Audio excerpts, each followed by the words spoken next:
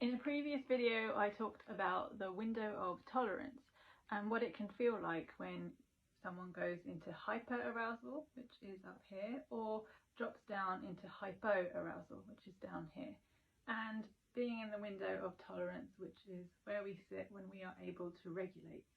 It's completely normal and a survival instinct when you go into hyper-arousal or into hypo-arousal. And one of the things I want to talk to you about today is things that we can do when we are in hyper-arousal. So in this state, we can be feeling anxious, we could be feeling quite agitated and angry. It's hard to sit still. It feels like you're unable to relax, and that can be a really difficult place to be. So the things that can help, things like PlayDoh, just having something in your hand to play with. Fidget toys, sensory toys are really good. It means that we're moving our hands, it gives us something to do, and it can be a nice distraction.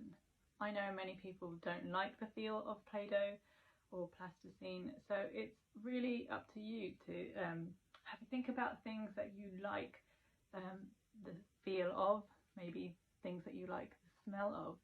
Doesn't have to be a sensory toy. Sometimes clicking a pen can also be very helpful, and those are great things to use when you're sitting down. Moving and exercise in general is very good for you when you're in hyper-arousal. So even jumping on the spot, doing star jumps, really getting your feet moving, can really help to get blood flowing back to your brain. Because what has happened when you are in a survival mode, blood isn't flowing around your brain properly, and this can happen to anyone. So the idea is to get blood flowing, which exercise can help with. One of the other things that can really help is being upside down on a sofa. So again, this gets blood flowing to your brain. That's helpful when you're at home, so having your feet at the top and your head hanging just off. Always make sure you're safe. If you're in the office or if you're somewhere where you can't do that, you can always find a nice safe spot.